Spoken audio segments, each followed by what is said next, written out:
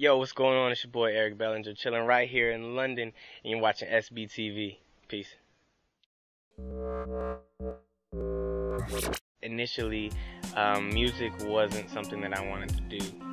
I wanted to be Deion Sanders. I wanted to be Barry Sanders, I wanted to play professional football. So it really wasn't until I got out of school and injured myself and, hurt my knee playing football, that, I was like looking for something in the past time while I was like trying to recover. And my mom's like, yo, there's an audition coming up. There's an audition. You got to go. I was like, no, I don't want to sing. I don't want to sing. And then I went and then actually made it through. And I was in a singing group and we got signed like 2 months later, signed to Max Goose over at Epic Records. And at that point I was like, okay, I think I want to sing. And that's when I started doing my history, started doing my research, and really started digging into, my history and learning, any and everything that I could about the industry. It's kind of been, flowing in my blood for a while, and my mom had some, how can I say this, experience with having someone in the family in the music industry. With my grandfather, he used to be a singer-songwriter. His name was Bobby Day. He was a solo artist. He was in groups. He was in a group called the Hollywood Flames back before I was even thought of. And he wrote songs like Rockin' Robin and Little Bitty Pretty One and over again. So she was able to guide me and say, don't do this or don't do that, or wait till you graduate, or this and that, just because she saw her dad growing up. And it was a lot. It was really helpful. I was in so many different groups growing up.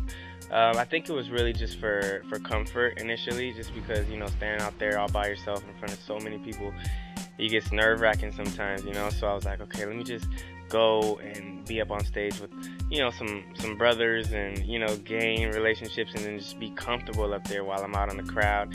And that really prepared me to actually step out and be by myself, because when I would do my lead part or my solo part, I started falling in love with the feeling of just being out and everyone screaming and doing different things like that. Once I got out of the group and started doing it on my own, I started thinking of different ways to stand out. I can't just be doing shows everywhere.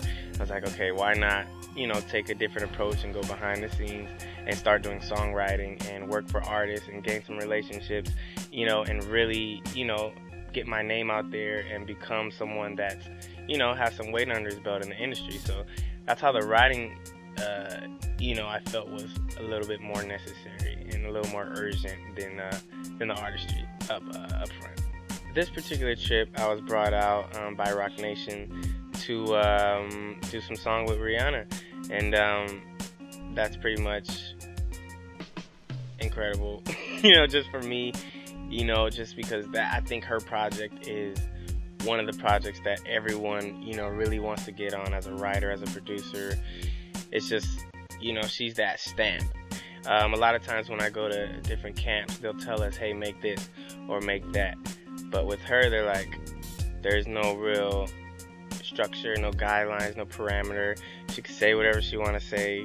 She's Rihanna. So really, you just have to come up with what no one hasn't heard, before. So we're just, each time we get in the studio, we're just really trying to come from left, just an angle that, like, wow, why didn't I think of that? Or just something new, because she's Rihanna and she's the trendsetter. So she has to come with what no one else has. So each session is just a challenge, and it's just fun each time we get in, because we just have to make sure that we do next, whatever's next. So for me to, have the opportunity to be actually out here working hands-on with her, it's just a blessing. It can't be anyone from God but God, so I'm just happy, and hopefully, we pull some great songs out of the camp.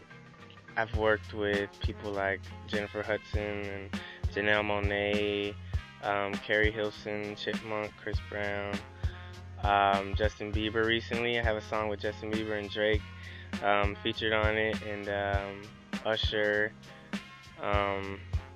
Boys to Men, like I'm on their 20th anniversary album, Grace and Chance, just the list goes on. Like, I'm just excited, and I can't, even as I'm saying it now, it's like surreal just to be able to say, wow, I've done all that stuff, because I've just been working so hard that I never really stopped to think, but it's really humbling while I'm in interviews. You know, I really feel like I'm learning about myself, you know, over and over again as I explain, and it's just a great feeling to, you know, be in the position that I'm in. I think the most fun I had to be probably with Usher, just because I grew up studying him and, you know, like, just loving the way that, you know, he danced, he sang, he was an entertainer, you know, his style of dress, everything about him was just like, wow, you know, he's amazing. So in order to, and you know, being able to get in the studio with him,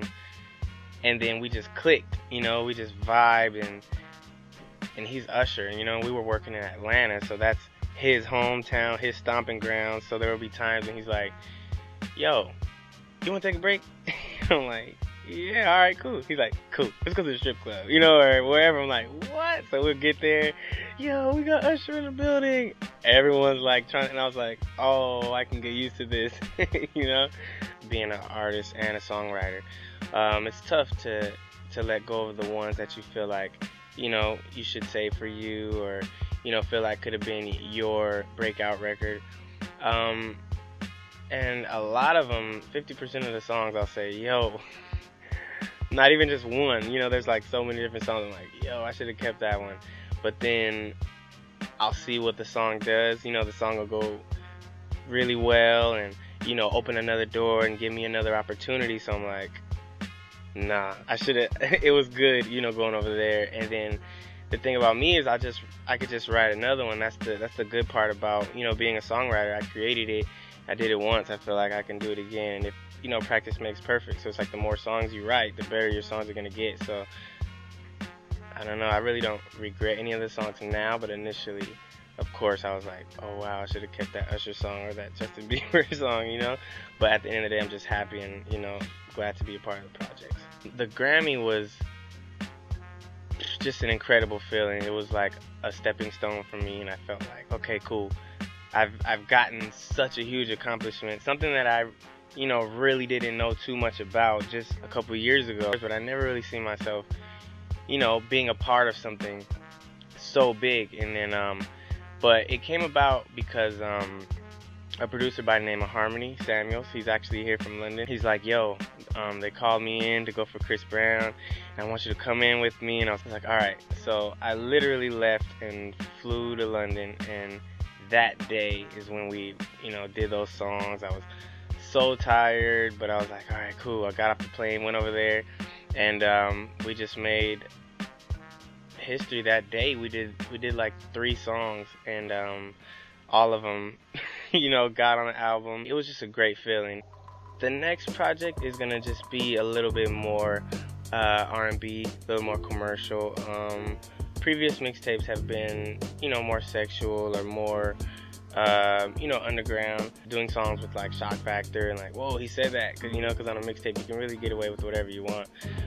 But this time around, I'm gonna really make sure everything is just polished, and, you know, everything's gonna be mixed and mastered and just right, you know, like an album's supposed to be, as opposed to just, you know, having fun and just doing like the super, you know, ratchet, or, you know, like, I'm going to make sure that everything on this time around is just really polished and clean and, you know, just super professional. You know, Volume 1 was good. I feel like Volume 2, I took it up a notch, and Volume 3, just, you know, on all aspects, make sure that I take it up.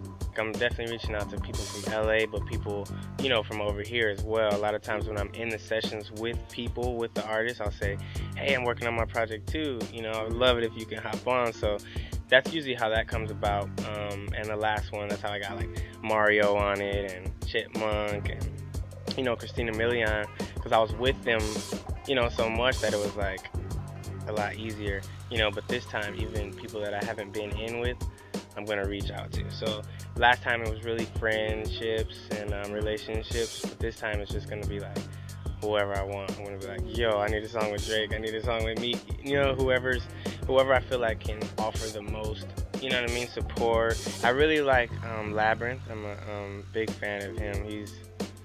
The things that he's done have just been, you know, groundbreaking, and, you know, created new genres almost with the you know, different songs and different sounds that he implements in his tracks and different melodies and different song concepts. I just think he's brilliant. I know, you know, it runs in his family as well. I know there's a lot of people in his family that do it. So I would love to work with him. Would love to work with Jesse J. In closing, I just want to say to like songwriters out there to just keep writing. You know, never get discouraged. You know, it might take a while. Like, I've been, you know, doing this for a long time, and you just have to keep pushing. If, you know, the door's closed, don't stand there knocking too long. You know, go to the next door and just keep trying different outlets. The music industry is, you know, there's so many different jobs that need to be filled, you know, from camera and styling. So it's like there's something that you can do if music is your passion, or whatever it is in life, you know. So just I would say just keep pushing, work hard. To anyone that's supporting me out there, I definitely appreciate it from the bottom of my heart. It's gonna be a long ride, just getting started, and just thanking everybody once again. And to the people that don't know me, you can go to my Tumblr and stay updated. It's www.IamEricB2.com, or just follow me on Twitter at Eric Bellinger.